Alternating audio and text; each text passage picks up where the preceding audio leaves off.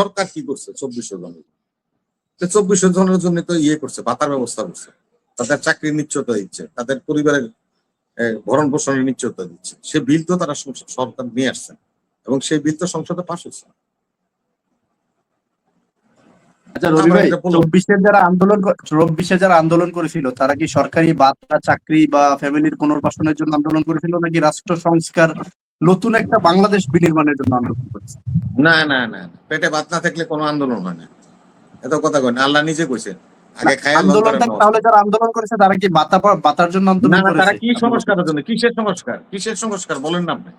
24-এর আন্দোলনটা আসলে কেন হয়েছিল? যে আন্দোলনে যারা গেছেন তারা চিন্তা করেছেন যে নতুন সরকার আসলে আমাদেরকে ভাতা দিবেন, নাকি নতুন সরকার আসলে রাষ্ট্রের পরিবর্তন করবেন, দলীয়করণ করবেন, আইন শৃঙ্খলা সংস্কার করবেন, কোনটার জন্য করেছিল?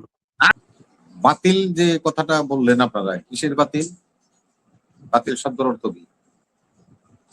যে আদৌ এটা আর কোনোদিন থাকবে না, এটার নাম বাতিল। যেমন আপনি সার্চ দেন সংসদ, যখন 20টা বিলের ব্যাপারে প্রশ্ন উত্থাপিত হয়েছে, বিরোধী দলের নেতা বলছেন, তখন স্পিকার রুলিং দিচ্ছেন। সেই রুলিংটা শুনেন। উনি বলছেন যে 20টি বিল আমরা তড়িঘড়ি করে সংসদে আনতে পারলাম না, যাচাই বাছাই কমিটিতে ছিল, ঐকমত্যের অভাব ছিল, সেহেতু এই বিলগুলি বাতিল নয়। পরবর্তী সংসদে অধিবেশন যখন শুরু হবে, এর সংস্কার কমিশন যে কমিটি আছে, এই কমিটি পুনরায় যাচাই বাছাইয়ের, অধিকতর যাচাই বাছাইয়ের মাধ্যমে এই 20টি বিল পুনরায় সংসদে উত্থাপিত হবে। এটা স্পিকার রুলিং দিয়ে দিচ্ছে। স্পিকারের রুলিং এর পরে যদি আপনি বলেন যে এটা বাতিল হয়েছে, তাহলে তো ভাই আর কিছু বলার নাই, আপনার সাথে কে তর্ক করবে আর কিছু? আপনি তো প্রসিডিওরে মানেন না। আপনি সংসদে থাকলেন, শুনলেন, কারণ আপনার এসে এখন বাতিল হয়েছে। দেখেন সংসদের প্রসিডিওর কি হয়েছে, রুলিংটা কি হয়েছে স্পিকারের, যে 20টা বিলকে আবারও সংস্কারের জন্য যে কমিটি আছে সেখানে যাবে, অধিকতর যাচাই বাছাই হবে, হওয়ার পরে পরবর্তী সংসদে অবশ্যই এই 20টি বিল আবার পুনরায় উত্থাপিত হবে। আজকে কালকে রাত্রে 12টার সময় শেষ হয়ে গেছে, তাতে কি বলবে সেটা হলো রুলিং। না না, আপনি তর্ক করেন, আপনি আমারটা শুনেন। আপনার কাছে একটা প্রশ্ন রাখি, আমি তর্ক করছি না, আমি জাস্ট প্রশ্ন রাখতেছি, যেটা বিবিসিতে 20টি অধ্যাদেশের মধ্যে 4টি বাতিল বা রহিত হয়েছে, আর 16টি এখনই সংসদে পাশের জন্য বিল আকারে উপস্থাপন করা হচ্ছে না। এই অধ্যাদেশগুলো আগামী 10 এপ্রিল, অর্থাৎ গতকালকে 10 এপ্রিলের মধ্যে জাতীয় সংসদে পাশ করার বাধ্যবাধকতা ছিল।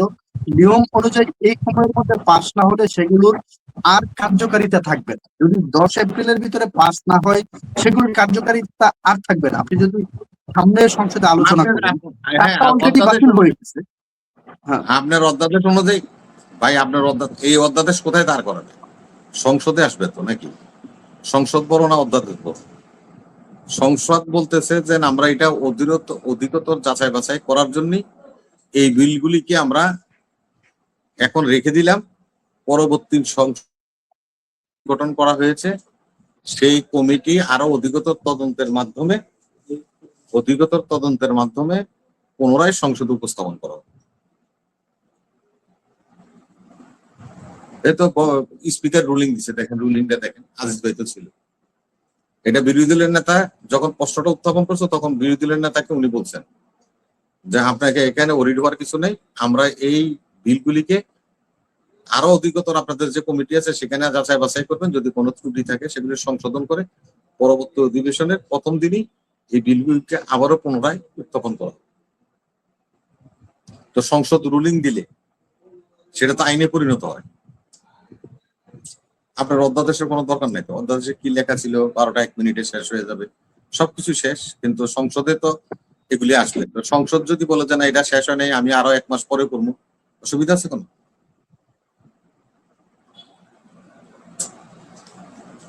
ওই যে ভাই তো সংসদে কইল, কথাবার্তা কইল, একটা যুগান্তকারী ঘটনা ঘটেছে, আমরা শুধু খালি কথাই বলি।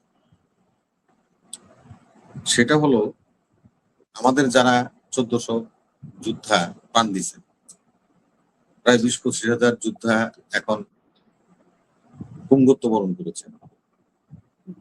আমাদের মহান জাতীয় সংসদে একটা বিল উত্থাপিত হয়েছে। সেই বিলটা হলো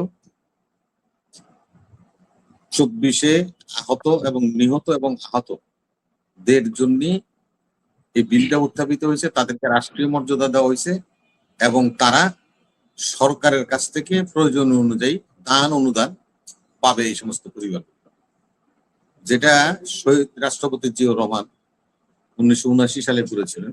মুক্তিযোদ্ধা কল্যাণ ট্রাস্ট গঠন করেছিলেন, যে মুক্তিযোদ্ধাদের জন্য ভাতার যে ব্যবস্থা এবং অন্যান্য ঘটনা এগুলি তখনই শুরু হয়েছিল এবং বেগম জিয়া মুক্তিযোদ্ধা মন্ত্রণালয় বানায় মুক্তিযোদ্ধাদেরকে প্রথমে 500 টাকা করে ভাতার ব্যবস্থা করছিল।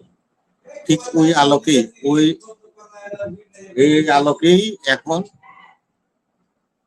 আপনার এই বিলটা উত্থাপিত হয়েছে। এটা হলো 24-এর আহতদের এবং নিহতদের জন্য কল্যাণের জন্য একটা ট্রাস্ট গঠন করা হয়েছে বিলের মাধ্যমে। আমি মারা গেলে আমার কি দিবেন আপনি? আমি তো একটা ব্যক্তি হয়ে যাবো, কবরে দাফন করে আসবেন। তো সরকার তো একটা ভালো কাজ করছে, এটা তো করলেন না। সরকার কি করছে? 2400 জনের 2400 জনের জন্য তো করছে, ভাতার ব্যবস্থা করছে, তাদের চাকরির নিশ্চয়তা দিচ্ছে, তাদের পরিবারের ভরণ পোষণের নিশ্চয়তা দিচ্ছে। সে বিল তো তারা সরকার নিয়ে আসছেন এবং সেই বিল তো সংসদে পাস হয়েছে। আচ্ছা রবি ভাই, 24-এ যারা আন্দোলন করেছিল তারা কি সরকারি ভাতা, চাকরি বা ফ্যামিলির পুনর্বাসনের জন্য আন্দোলন করেছিল, নাকি রাষ্ট্র সংস্কার নতুন একটা বাংলাদেশ বিনির্মাণের জন্য আন্দোলন করেছে? না না না, পেটে ভাত না থাকলে কোনো আন্দোলন হয় না, এত কথা কয় না। আল্লাহ নিজে কইছে আগে খায়া আন্দোলনটা তাহলে যারা আন্দোলন করেছে তারা কি ভাতার জন্য আন্দোলন করেছে? তারা কি সংস্কারের জন্য? কিসের সংস্কার বলেন না আপনি? 24-এর আন্দোলনটা আসলে কেন হয়েছিল? যে আন্দোলনে যারা গেছেন তারা চিন্তা করেছেন যে নতুন সরকার আসলে আমাদেরকে ভাতা দিবে, নাকি নতুন সরকার আসলে রাষ্ট্রের পরিবর্তন করবে, দুর্নীতিকরণ করবে, আইন শৃঙ্খলা সংস্কার করবে, কোনটার জন্য করেছিল? আরে ভাই, আপনার কথার সাথে সম্পূর্ণ একমত। এখন তারা যেখানে মানবতার জীবনযাপন করতেছে তাদেরকে কে দেখবে? এটা কি সংস্কারের মধ্যে লেখা ছিল? এই কথা কই আন্দোলনে গেছিলাম আমি গুলি খাইলে আমাকে রাষ্ট্র যদি পৃষ্ঠপোষকতা না করে, আমি প্রাণ হারালে, আমার সদস্য প্রাণ হারালে, আমার পরিবারকে যদি রাষ্ট্র না দেখে, কে দেখবে? এটা কি সংস্কারের মধ্যে লেখা ছিল? আন্দোলনের মধ্যে লেখা ছিল?